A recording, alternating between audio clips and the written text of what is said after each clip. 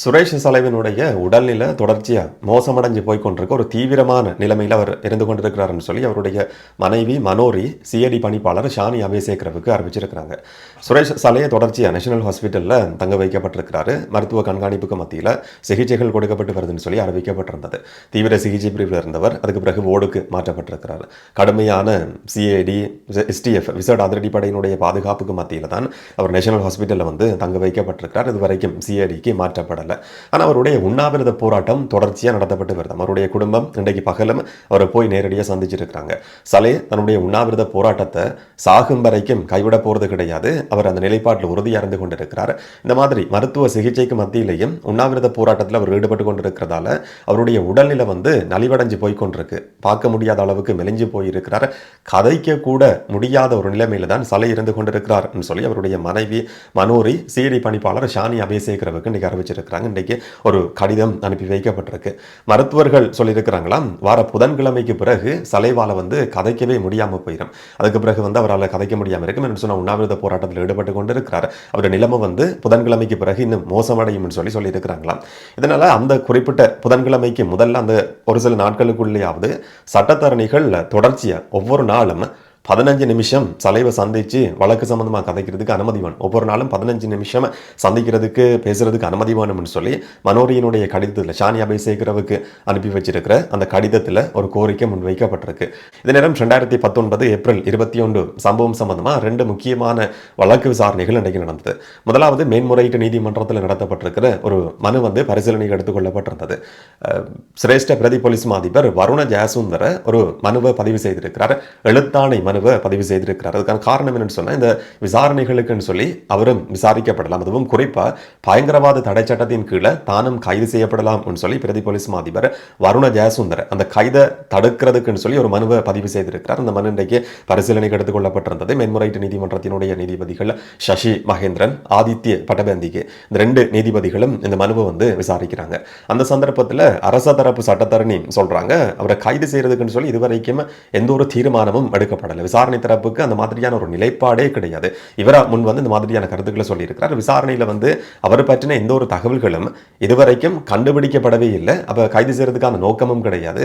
அவர் சொல்றது வந்து இந்த மனுவை வந்து ஏற்றுக்கொள்ள வேண்டிய விசாரிக்க வேண்டிய அவசியமே கிடையாதுன்ற மாதிரி அரசு தரப்பு சட்டத்தரணி வந்து இன்னைக்கு நீதிமன்றத்தில் குறிப்பிட்டிருந்தாங்க. ஆனா அவர் சார்பா வருண ஜெயசுந்தர சார்ப முன்னிலையான சட்டத்தரணி சொல்லியிருந்தார், ஏற்கனவே நீதவான் நீதிமன்றத்தில் நடந்த வழக்கு விசாரணையில் சட்டம் அதிபர் திணைக்களம் சார்பாக வந்த அரச தரப்பு சட்டத்தரணி சொல்லியிருக்கிறாங்களாம், சில விசாரணைகளில் வந்து அவர் சாட்சிகளுக்கு அழுத்தம் விடுத்தார், அச்சுறுத்தல் விடுத்தார் என்ற மாதிரியான ஒரு குற்றச்சாட்டு சுமத்தப்பட்டிருக்கு.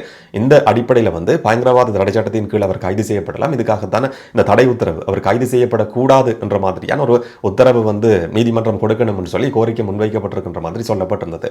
நீதிபதி அரச தரப்பு சட்டத்தரணிட்ட திரும்ப கேட்கிறார். அந்த விசாரணையில் ஏற்கனவே வழக்கு விசாரணையில் வந்து சட்டமாதிபர் திணைக்களம் அந்த மாதிரி குறிப்பிட்டிருக்கா, இதுல விசாரணையில் வந்து அவருடைய பேர் கண்டுபிடிக்கப்பட்டிருக்கா, தெரிய வந்திருக்கான்ற மாதிரி கேட்கப்பட்டிருந்தது. இப்போ திரும்பவும் வந்து அரச தரப்பு சட்டத்தரணி சொல்றாங்க, இல்ல அவருடைய பேர் வந்து விசாரணைகள் இதுவரைக்கும் கண்டுபிடிக்கப்படல, நான் இன்னும் தேடி பார்க்கிறேன் என்ற மாதிரி அரச தரப்பு சட்டத்தரணி வந்து இன்னைக்கு நீதிமன்றத்தில் குறிப்பிட்டிருக்கிறாங்க. இதை தவிர வருண ஜெயசுந்தர விசாரிக்கப்படலாம் என்ற மாதிரி அவருடைய லோயஸை சொல்ற மாதிரி விசாரிக்கப்படலாம் சொல்லி எதிர்பார்க்கப்படுற ஒரு நபர் சாட்சியங்களுக்கு அச்சுறுத்தல் விடுத்திருக்கிறார், அழுத்தம் விடுத்திருக்கிறார் என்ற குற்றச்சாட்டின் அடிப்படையில் அவர் இடமாற்றம் கேட்டிருக்கிறாராம். அது சம்பந்தமா இதுவரைக்கும் போலீஸ் அதிபர் எந்த விதமான ஒரு தீர்மானத்தையும் எடுத்து அறிவிக்கல என்று சொல்லியும் அவருடைய சட்டத்தரணி வந்து நீதிமன்றத்தில் குறிப்பிட்டிருந்தார். அதை பற்றி நீதிபதி அரசு தரப்பு சட்டத்தரணிட்ட கேட்ட நேரம் அவர் சொல்லியிருந்தார், இந்த விசாரணையை எதிர்நோக்கி இருக்கிற ஒரு நபர், நீதிமன்ற வழக்கு விசாரணை நடந்து கொண்டிருக்கு, அப்ப கேட்கிற மாதிரி அதை ஏன் பரிசீலிக்க முடியாது, அவருடைய இடமாற்றத்தை ஏன் பரிசீலிக்க முடியாதுன்னு சொல்லி நீதிபதி கேட்டிருந்தார். அதுக்கு பிறகு அரசு தரப்பு சட்டத்தரணி சொல்றாங்க, போலீஸ் அதிபருடைய சட்டமாதிபருடைய இது சம்பந்தமா பேச்சுவார்த்தை நடத்தி அடுத்த வழக்கு விசாரணையில் இதை பற்றி ஒரு தீர்மானம் அறிவிக்கப்படும் சொல்லியும் சொல்லப்பட்டிருந்தது. அவர் கைது செய்யப்பட மாட்டார் என்றதான் அரசாங்கத்தினுடைய இப்போதைய நிலைப்பாடு. இந்த நேரம் பூஜித் ஜெயசுந்தர முன்னாள் போலீஸ் அதிபர், நிறைய ஏராளமான குற்றச்சாட்டுகள் எதிர்நோக்கி இருக்கிற ஒரு நபர், அந்த சம்பவத்தை தடுக்கிறதுக்கு தவறினார். புலனாய்வு தகவல், உளவு தகவல் கிடைச்சிருந்தும் ஏப்ரல் 21 சம்பவத்தை தடுக்கிறதுக்கு தவறினார் என்றதான் அவர் மேல சுமத்தப்பட்டிருக்கிற இன்னும் ஒரு குற்றச்சாட்டு. அதுக்கான ஆதாரங்கள் வரைக்கும் நீதிமன்றத்தில் சமர்ப்பிக்கப்பட்டிருந்தது. அந்த வழக்கம் இன்றைக்கு நிரந்தர மேல் நீதிமன்றத்தில், கொழும்பு நிரந்தர மேல் நீதிமன்றத்தில் விசாரணைக்கு எடுத்துக் கொள்ளப்படுது.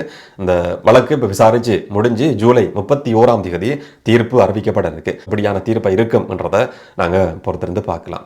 இதனிடம் இன்னும் ஒரு அரசியல்வாதி வந்து மஹிந்த பத்திரன் சொல்லப்படுற பேரை சாட்சிக்குரிய பேர் தான். அந்த மஹிந்த பத்திரனை வந்து இன்னைக்கு நீதிமன்றத்தில் கொழும்பு கோட்டை நீதவான் நீதிமன்றத்தில் வந்து மன்னிப்பு கேட்டிருக்கிறார். எழுத்து மூலமா அந்த மன்னிப்பு நிபந்தனையற்ற மன்னிப்பு சொல்லி ஒரு அறிக்கையை வெளியிட்டிருக்கிறாரு. சொன்னா சில நாட்களுக்கு முதல்ல சலே சம்பந்தமா கோட்டை நீதவான் நீதிமன்றம் ஒரு அறிவிப்பை வெளியிட்டிருந்தது. 5 பேரை கொண்ட விசேட மருத்துவர்கள் குழாம் அவருடைய உடல்நிலை சம்பந்தமா பரிசோதிக்கிறதுக்குன்னு சொல்லி 5 பேரை கொண்ட மருத்துவர்கள் குழாம் நியமிக்கப்படும் சொல்லி நீதிமன்றம் குறிப்பிட்டது. அது சம்பந்தமா சில கருத்துக்கள் சொல்லப்பட்ட சந்தர்ப்பத்தில் இந்த அரசியல்வாதி ஸ்ரீலங்கா பொதுஜன பெரமுனவினுடைய முக்கியமான ஒரு அரசியல்வாதி தான் மஹிந்த பத்திரன இன்றைக்கு வந்து ஒரு அறிக்கையை வெளியிட்டு மன்னிப்பு கேட்டிருக்கிறார். அது நீதிமன்றத்தினுடைய உத்தரவு என்ற மாதிரி எனக்கு தெரியாத ஒரு புரிதல் தெளிவு இல்லாம அந்த கருத்தை நான் சொல்லி இருக்கிறேன். என்னுடைய நோக்கம் வந்து நீதிமன்றத்தை அவமதிக்கிறது கிடையாது என்ற மாதிரி நிபந்தனையற்ற மன்னிப்பு என்ற வார்த்தையும் அவருடைய அறிக்கையில் வந்து பயன்படுத்தப்பட்டிருக்கு. அரசாங்கத்தினுடைய நிர்வாக ரீதியான தீர்மானங்களை விமர்சிக்கிறது தான் என்னுடைய நோக்கம், நீதிமன்றத்தை அவமதிக்கிறது என்னுடைய நோக்கம் கிடையாதுன்னு சொல்லி மஹிந்த பத்திரன் இன்னைக்கு வந்து மன்னிப்பு கேட்டிருக்கிறாரு. ஒரு சில நாட்களுக்கு முதல்ல ஒரு பிக்குவும் இதே மாதிரி மன்னிப்பு கேட்டவர். கோட்டாபய ராஜபக்சவுக்கு நீதிமன்றம் வெளிநாடு போறதுக்கு தடை விதிச்ச சந்தர்ப்பத்தில் அதுக்கு எதிரான கருத்தை சொல்லி ஒரு பிக்கு வந்து சர்ச்சையில் சிக்கி கொண்டிருந்தார். பிறகு நீதிமன்ற அவதூறு என்ற அடிப்படையில் வந்து சிறை தண்டனை விதிக்கப்படலாம் என்ற ஒரு பயம் இன்றைக்கு வரைக்கும் அரசியல்வாதிகளுக்கு பிக்குகளுக்கு எல்லாருக்குமே இருக்க வேண்டியது கட்டாயமானது. கோட்டாபய ராஜபக்ச இன்னைக்கு வெளியில வந்திருக்கிறார். கோட்டாபய ராஜபக்சவினுடைய ஒரு சில போட்டோஸ் இன்னைக்கு சோசியல் மீடியால பரவி கொண்டிருக்கிறத பார்க்க முடியுது. ஒரு விகாரையால் வெளியிடப்பட்டிருக்கிற போட்டோ, கதிர்காமம் கிரி விகாரைக்கு போயிருக்கிறார். அந்த விகாரையினுடைய ஊடக பிரிவு அந்த போட்டோஸை வந்து வெளியிட்டிருக்கு. அவருக்கு வெளிநாட்டு பயணத்தடை விதிக்கப்பட்டதுக்கு பிறகு இல்லாட்டி ஒரு சின்ன இடைவெளிக்கு பிறகு ஒரு சில மாதங்களுக்கு பிறகு பொது வழிக்கு கோட்டாபய ராஜபக்ச வந்திருக்கிற ஒரு சில போட்டோஸாகவும் இதை நாங்கள் பார்க்க முடியும். நேற்று ரணில் விக்ரமசிங்க ஒரு இடைவெளிக்கு பிறகு ஐக்கிய தேசிய கட்சியினுடைய கூட்டத்தை நடத்துறதுக்குன்னு சொல்லி வந்திருந்தவர் இப்போ கோட்டாபய ராஜபக்சவும் ஒரு சின்ன இடைவெளிக்கு பிறகு பொது வழிக்கு வந்திருக்கிறார். கோட்டாபய ராஜபக்ச சம்பந்தமா ஞானசார தேரர் வந்து இன்னைக்கு நடத்தின ஊடக சந்திப்பில் ஒரு முக்கியமான கருத்தை சொல்லியிருந்தார்.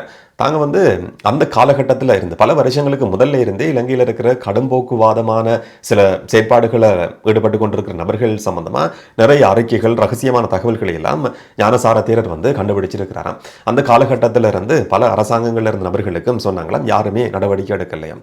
கோட்டாபய ராஜபக்ச பாதுகாப்பு செயலாளராக இருந்த காலகட்டத்தில் இந்த மாதிரி கடும்போக்குவாதமான நிலைப்பாடுகளை கொண்டிருக்கிற நபர்கள் சம்பந்தமான சில தகவல்கள் அவருக்கு நேரடியாக போய் இவங்க சொல்லியிருக்கிறாங்களா. ஞானசார தேரருக்கும் கோட்டாபய ராஜபக்சவுக்கும் இடையில நேரடியான ஒரு சந்திப்பு, பாதுகாப்பு செயலாளர் இருந்த காலகட்டத்தில் அந்த மாதிரியான சந்திப்பு நடத்தப்பட்டதும் கோட்டாபய ராஜபக்ச சொன்னாராம், இப்போதான் நாங்கள் போற முடிவுக்கு கொண்டு வந்திருக்கிறோம், ஒரு நல்ல நிலைமை நாட்டில் இருக்கு, இந்த மாதிரி தேவையற்ற பிரச்சனைகளை எல்லாம் உருவாக்காதீங்க என்ற மாதிரி சொல்லியிருக்கிறார். இப்போ ஞானசார தேரர் வந்து அவருக்கு தெளிவுபடுத்துறாராம், இந்த மாதிரியான கடுமையான நிலைப்பாட்டில் இருக்கிற நபர்கள் இருக்கிறாங்க, ஆபத்தான நபர்கள் இருக்கிறாங்கன்ற மாதிரி சொன்னாராம்.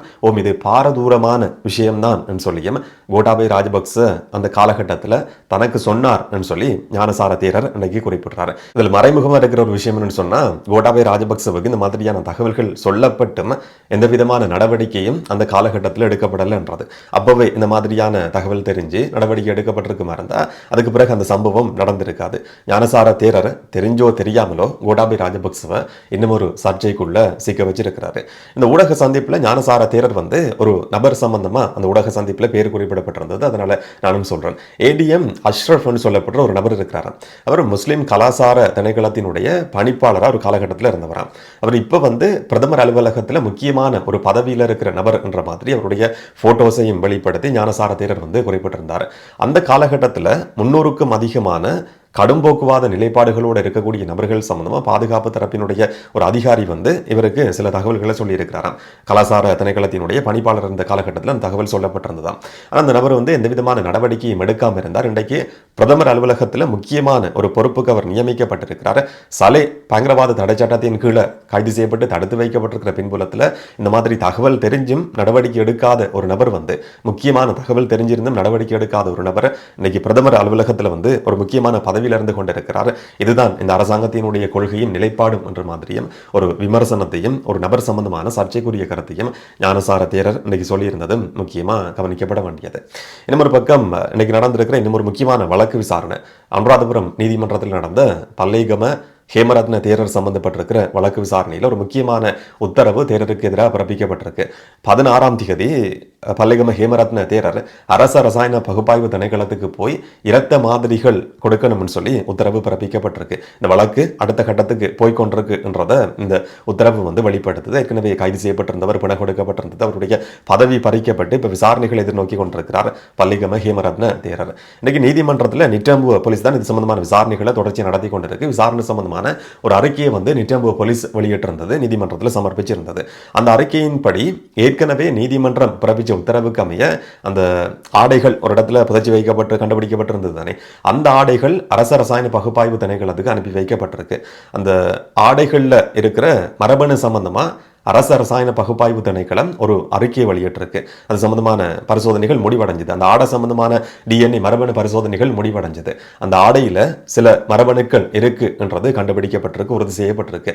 இவருடைய இரத்த மாதிரியும் அரச ரசாயன பகுப்பாய்வுக்கு அனுப்பி வைக்கப்பட்டு அது பெற்றுக்கொள்ளப்பட்டு ரெண்டும் ஒப்பிட்டு பார்க்குற சந்தர்ப்பத்தில் அந்த உடுப்பில் இருக்கிற DNA மரபணுவும் இவற்ற ரத்தத்தில் இருக்கிற மரபணுவும் உண்டான்னு சொல்லி ஒப்பிட்டு பார்க்குற சந்தர்ப்பத்தில் அது உறுதி செய்யப்படுமா இருந்தால் இந்த வழக்கு கிட்டத்தட்ட முடிவுக்கு வந்ததுன்னு சொல்லி ஒரு நிலைப்பாட்டுக்கு வர முடியும். அதுக்கு பிறகு நீதிமன்றம் ஒரு முக்கியமான உத்தரவை தீர்ப்பு அறிவிக்கும் சொல்லி எதிர்பார்க்க முடியும்.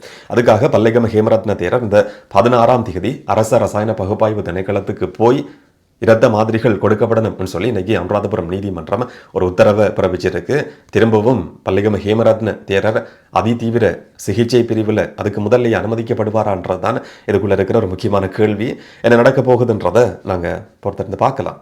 இதை பற்றி நீங்கள் என்ன நினைக்கிறீங்கன்றதை கமெண்ட்ல சொல்லுங்கள். நாளைக்கு இன்னும் ஒரு வீடியோவில் நாங்கள் சந்திக்கலாம். வணக்கம்.